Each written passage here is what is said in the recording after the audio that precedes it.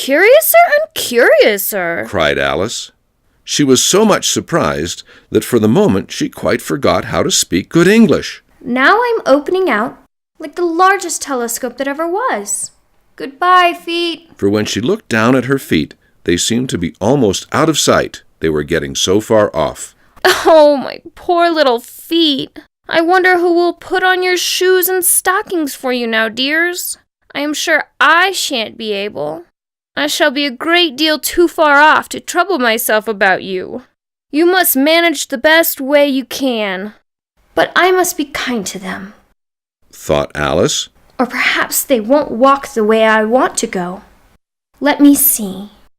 I'll give them a new pair of boots every Christmas. And she went on planning to herself how she would manage it. They must go by the carrier, she thought. And how funny it'll seem sending presents to one's own feet. And how odd the directions will look. Alice's right foot, Esquire. Hearth rug, near the fender, with Alice's love. Oh dear, what nonsense I'm talking. Just then her head struck against the roof of the hall. In fact, she was now more than 9 feet high, and she at once took up the little golden key and hurried off to the garden door. Poor Alice! It was as much as she could do, lying down on one side, to look through into the garden with one eye. But to get through was more hopeless than ever. She sat down and began to cry again. You ought to be ashamed of yourself, said Alice. A great girl like you. She might well say this. To go on crying in this way. Stop this moment, I tell you. But she went on all the same, shedding gallons of tears, until there was a large pool all round her, about 4 inches deep and reaching half down the hall. After a time she heard a little pattering of feet in the distance, and she hastily dried her eyes to see what was coming. It was the White Rabbit returning, splendidly dressed, with a pair of white kid gloves in one hand and a large fan in the other. He came trotting along in a great hurry, muttering to himself as he came, "Oh, the Duchess! The Duchess! Oh, won't she be savage if I've kept her waiting?" Alice felt so desperate that she was ready to ask help of anyone. So when the rabbit came near her, she began in a low, timid voice, "If you please, sir." The rabbit started violently, dropped the white kid gloves and the fan, and scurried away into the darkness as hard as he could go. Alice took up the fan and gloves, and, as the hall was very hot, she kept fanning herself all the time she went on talking. Dear, dear, how queer everything is today. And yesterday, things went on just as usual. I wonder if I've been changed in the night. Let me think. Was I the same when I got up this morning? I almost think I can remember feeling a little different. But if I'm not the same, the next question is, who in the world am I? Ah, that's the great puzzle. And she began thinking over all the children she knew that were of the same age as herself, to see if she could have been changed for any of them. I'm sure I'm not Ada, she said. For her hair goes in such long ringlets, and mine doesn't go in ringlets at all. And I'm sure I can't be Mabel, for I know all sorts of things. And she, she knows such a very little. Besides, she's she, and I'm I. And oh dear, how puzzling it all is. I'll try if I know all the things I used to know. Let me see. 4 times 5 is 12, and 4 times 6 is 13, and 4 times 7 is, oh dear, I shall never get to 20 at that rate. However, the multiplication table doesn't signify. Let's try geography.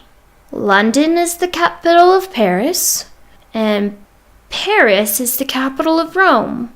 And Rome, no, that's all wrong, I'm certain.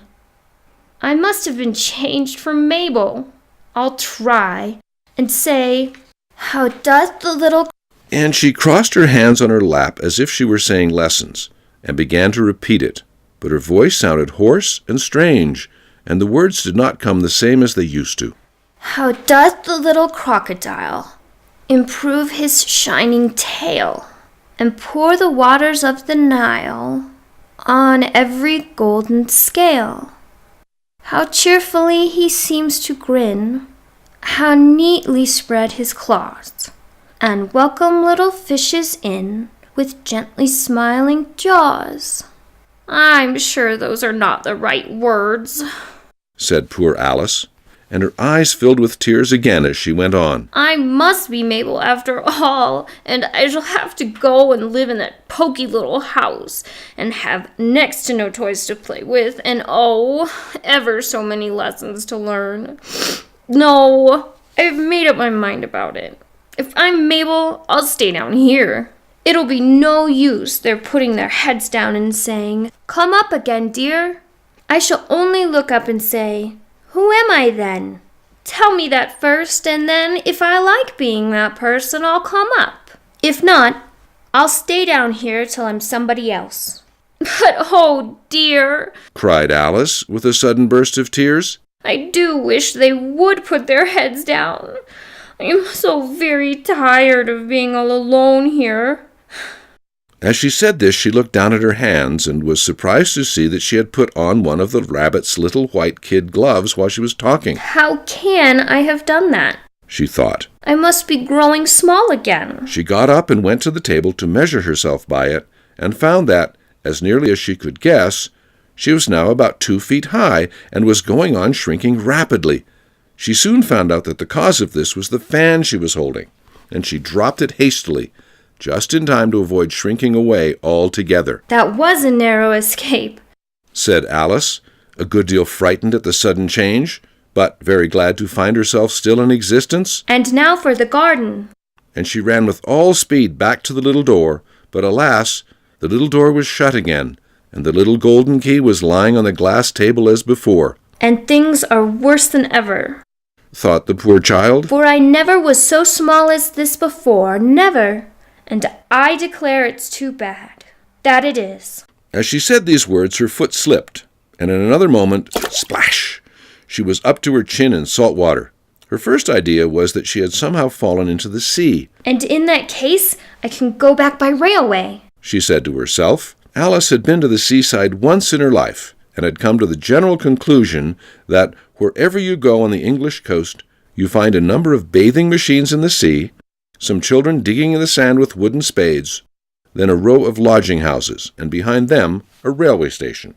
However, she soon made out that she was in the pool of tears which she had wept when she was 9 feet high. I wish I hadn't cried so much, said Alice, as she swam about, trying to find her way out. I shall be punished for it now, I suppose, by being drowned in my own tears. That will be a queer thing, to be sure. However, everything is queer today. Just then she heard something splashing about in the pool a little way off, and she swam nearer to make out what it was. At first she thought it must be a walrus or hippopotamus, but then she remembered how small she was now, and she soon made out that it was only a mouse that had slipped in like herself. Would it be of any use now, thought Alice, to speak to this mouse? Everything is so out of the way down here that I should think very likely it can talk. At any rate, there's no harm in trying. So she began. Oh, Mouse, do you know the way out of this pool? I am very tired of swimming about here, oh, Mouse. Alice thought this must be the right way of speaking to a mouse. She had never done such a thing before, but she remembered having seen in her brother's Latin grammar, a mouse, of a mouse, to a mouse, a mouse, oh, mouse. The mouse looked at her rather inquisitively, and seemed to her to wink with one of its little eyes. But it said nothing. Perhaps it doesn't understand English, thought Alice. I dare say it's a French mouse, come over with William the Conqueror. For, with all her knowledge of history, Alice had no very clear notion how long ago anything had happened. So she began again, Où est ma chatte? Which was the first sentence in her French lesson book. The mouse gave a sudden leap out of the water and seemed to quiver all over with fright. Oh, I beg your pardon, cried Alice hastily, afraid that she had hurt the poor animal's feelings. I quite forgot you didn't like cats. Not like cats! cried the mouse in a shrill, passionate voice. Would you like cats if you were me? Well, perhaps not, said Alice in a soothing tone. Don't be angry about it. And yet, I wish I could show you our cat Dinah. I think you'd take a fancy to cats if you could only see her. She is such a dear, quiet thing. Alice went on, half to herself, as she swam lazily about in the pool. And she sits purring so nicely by the fire, licking her paws and washing her face. And she is such a nice soft thing to nurse. And she's such a capital one for catching mice. Oh, I beg your pardon, cried Alice again, for this time the mouse was bristling all over, and she felt certain it must be really offended. We won't talk about her any more if you'd rather not. We indeed! Cried the mouse, who was trembling down to the end of his tail. As if I would talk on such a subject! Our family always hated cats! Nasty, low, vulgar things! Don't let me hear the name again! I won't indeed, said Alice in a great hurry to change the subject of conversation. Are you fond of dogs? The mouse did not answer, so Alice went on eagerly. There is such a nice little dog near our house I should like to show you. A little bright-eyed terrier, you know, with such long curly brown hair. And it'll fetch things when you throw them. And it'll sit up and beg for its dinner, and all sorts of things. I can't remember half of them. And it belongs to a farmer, you know. And he says it's so useful. It's worth £100. He says it kills all the rats and... Oh dear, cried Alice in a sorrowful tone. I'm afraid I've offended it again. For the mouse was swimming away from her as hard as it could go, and making quite a commotion in the pool as it went. So she called softly after it. Mouse dear, do come back again. And we won't talk about cats or dogs either if you don't like them. When the mouse heard this, it turned round and swam slowly back to her. Its face was quite pale, with passion, Alice thought, and it said in a low, trembling voice, Let us get to the shore, and then I'll tell you my history, and you'll understand why it is I hate cats and dogs.